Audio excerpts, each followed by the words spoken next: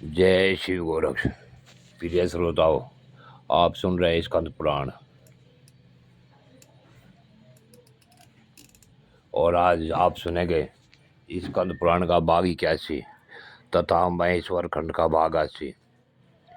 पिछले भाग में आपने सुना कि नंदिकेश्वर जी ने बताया कि किस प्रकार से किए हुए पाप कर्मों का प्रायश्चित किया जा सकता है।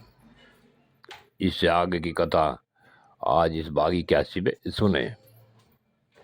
नंदिकेश्वर जी कह रहे हैं कि हे मार्कंडे जी, स्वर्ग और मोक्ष के लिए यह का अरुणाचल क्षेत्र से बढ़कर दूसरा कोई स्थान नहीं है। हे मुने, पूर्व काल में देवकल्प के आदि में विकल्प शून्य भगवान शिव ने स्वेच्छा से संपूर्ण विश्व को उत्पन्न किया।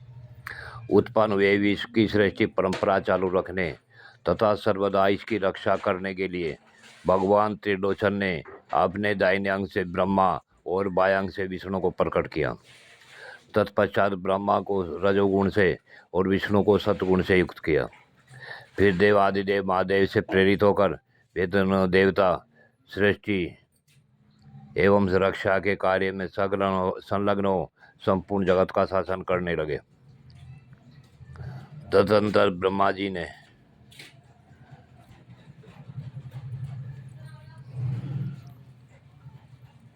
मरीचि आदि 10 पुत्रों को अपने मन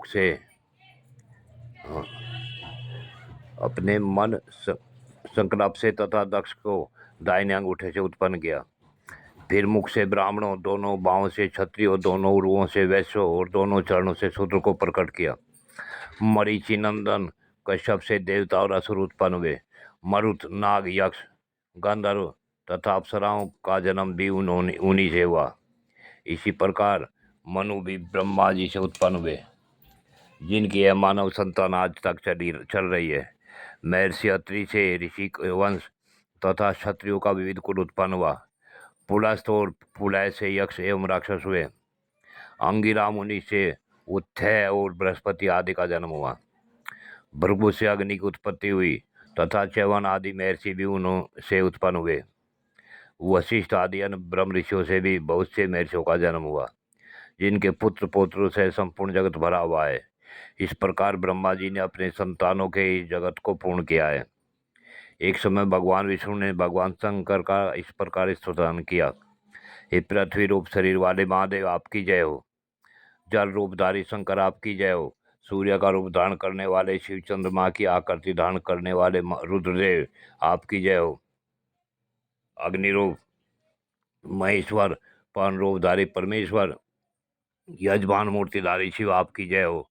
आकाश स्वरूप महेश्वर, त्रिगुणातीत परमेश्वर, काल स्वरूप मृत्युंजय, मेरी रक्षा कीजिए।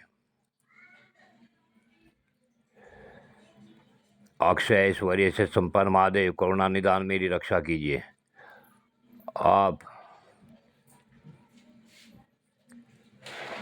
संपूर्ण जगत के सृष्टा और समस्त देहधारियों के रक्षक है। सब भूतों का संहार करने वाला भी आपके सिवा दूसरा कौन है। आप सूक्ष्म वस्तुओं में सबसे अधिक सूक्ष्म परमाणु हैं और महान पदार्थों में सबसे महान भी आप ही हैं। हे प्रभु, सब कुछ आपका ही है, मुझे ज्ञान दीजिए।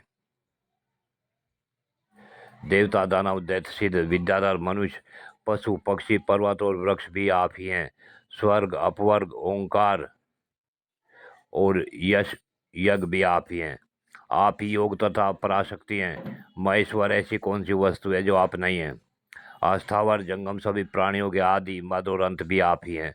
आप ही काल रूप होकर संपूर्ण जगत को अपना ग्रास बनाते हैं। आप ही परात्पर परमेश्वर, सब पर शासन करने वाले तथा सब पर दया दिखाने वाले शिव भी आप ही हैं। वे भगवान शंकर किस प्रकार मुझे प्रत्यक्ष दर्शन देंगे, जिनका दर्शन पाकर शरणागत भक्त परम कल्याण को प्राप्त होता है, तथा अपनी बुद्धि के अनुसार मैं उस विश्व विधाता की स्तुति करता हूँ। देव, महादेव, वामदेव, वृषध्वज, आपकी जय हो। आप काल के विकाल हैं। आपने दक्ष के यज्ञ का विध्वंस किया है। हे नीलकंठ चंद्रशेखर, आपकी जय हो। हे शंभो शिव ईशान सर्व त्र्यंबक धुर्जटे, आपकी जय हो। आप काम के शत्रु हैं। आपने त्रिपुरासुर का विनाश किया है। आप स्थिर होने से स्थाणु, उद्भव हेतु होने से भव तथा मान ईश्वर होने से महेश्वर कहलाते हैं। ईश आपकी जय हो। खंडर परसो सुलीन पशुपते हर्प सर्वग भर्ग भूतनाथ कपालिन नीलोहित आपकी जय हो। रुद्र यज्ञ विनाशन पिनाक पाणे प्रथमाधिप गंगाधर व्योमकेश गिरीश परमेश्वर आपकी जय हो। भीम मृगव्याध कृतिवासा कृपानिधे आपकी जय हो।